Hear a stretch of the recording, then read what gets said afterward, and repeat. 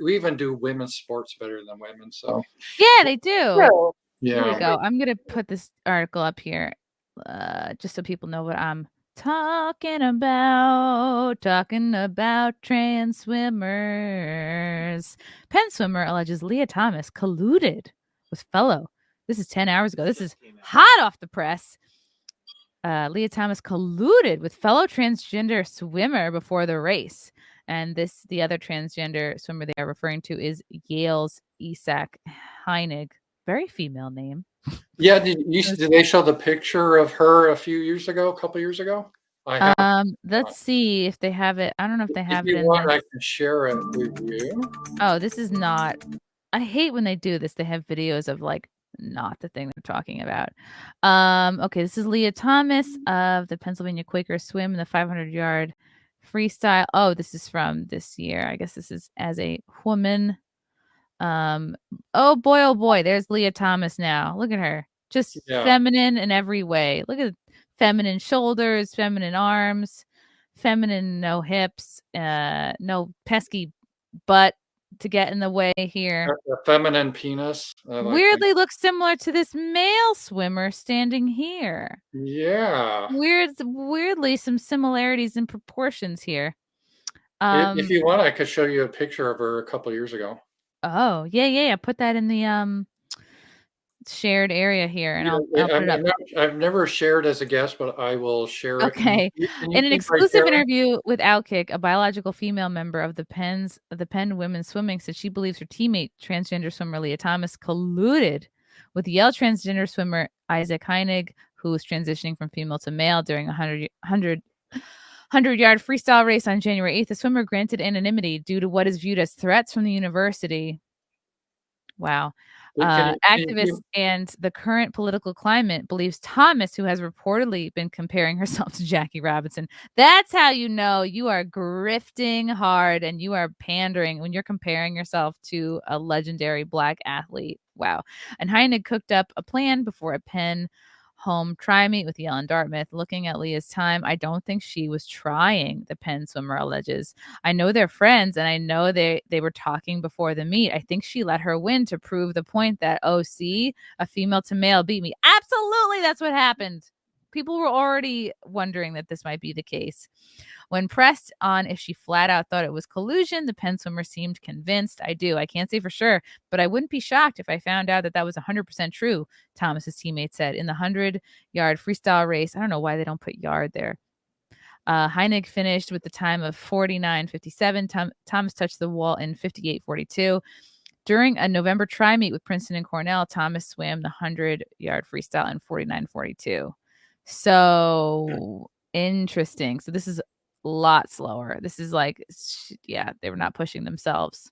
Men are so much faster than women. Like the slowest dude in college it would kick the butt of at least half the female swimmers. The anonymous Penn swimmer accuses Thomas of mailing it in during the January 8 200-yard freestyle race that the transgender swimmer, he went 1:48.73, won by 2 seconds. That's considerable, 2 seconds. Usually it's by fractions of a second that these swimmers usually place. I was on deck and said to a friend, she's literally not trying. You could just tell. Outkick source said I was blatantly obvious. I was watching the 200-yard free and she was literally keeping pace with the other girls. See what I said?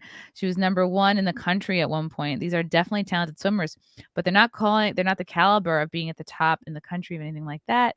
The Penn female swimmer acknowledged that the team wasn't 1% ever traveling to Florida over the holidays and noted the training shouldn't have made such a difference in Thomas's performance. You can tell when someone is dying and they're swimming slow, the swimmer added.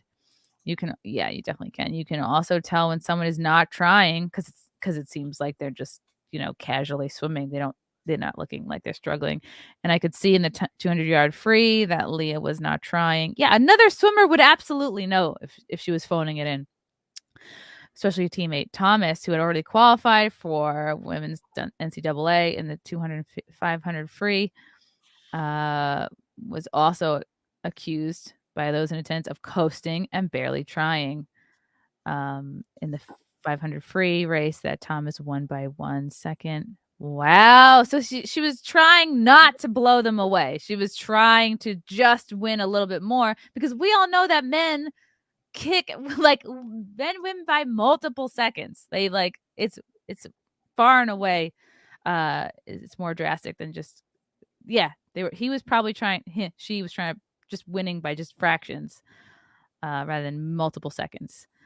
Outkick source within the swim team noted that Thomas drama didn't end there. She says that Penn Florida trip traveling party included 2 private security guards, one male and one female, who were described likely being ex-SWAT, and special instructions by the school to avoid wearing Penn gear as to not cause possible confrontation. Wow, with people who are following the Thomas story. Pretty hard to recognize a big ass chick like this.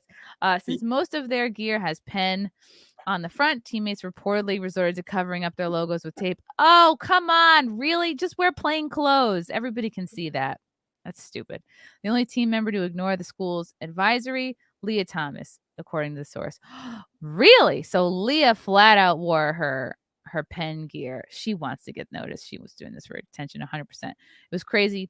People were wearing shirts with duct tape on them and had bags duct tape, while Lia was wearing gear with big letters. Oh, she 1000% wants to be noticed. What a fucking asshole. Yeah, for her good body. Ugh. Wow. So now, I know you're in a relationship, but if you were single, would you date Elliot Page? No, God, no. I like men, not science projects. Yeah. But he was always a man. He's a little guy though, 5'1". Right. Well, what did they say like about Michelangelo, that like the art was always there, he just had to carve it away? Yeah, That's probably Elliot Smith rationale. Like, I was always a man, I just had to carve the boobs away. Like, it's not like he went from being a wafy looking chick, cute chick, to like cute. Did you see the movie? I thought he was cute. Ellen was adorable. Yeah. To now a wafy looking trans dude. Right. I mean, who wants to date a guy that's, nothing against it, but he's pretty small, I imagine. And well, that's the thing, is Elliot is already he went from being a lesbian to now being a straight man. So I think he is still with the same woman that he was with from when he was Ellen. I believe so. So you can change your sexuality from being homosexual to straight. That is what happened. Yeah. I wonder if they still. You were born that way, though. This is very confusing. It is very confusing. Sexuality is very fluid, Ramsey. It's you can't, one day you could wake up tomorrow and be gay. That's how fluid it is. It's there's no controlling it. It's like a butterfly in the wind, Yeah, and this is what I wonder, now that they are a heterosexual couple, do they still, do their weekend Home Depot trips? Do they, you know what I mean? Yeah, if they really are operating and all that, if they really are operating like a heterosexual couple, do you think they moved out and they were like, hold on, we got to date a couple years before moving in together? Whereas lesbian couple, they move in after the second or third date. Frank has just sent me a question that says, if I jerked off to Ellen Page, does that mean I'm gay? It does, because Ellen was actually always Elliot. You just didn't know it. It was always a man. So if you masturbated to Ellen Page, that means you were really masturbating to a man. You didn't realize it.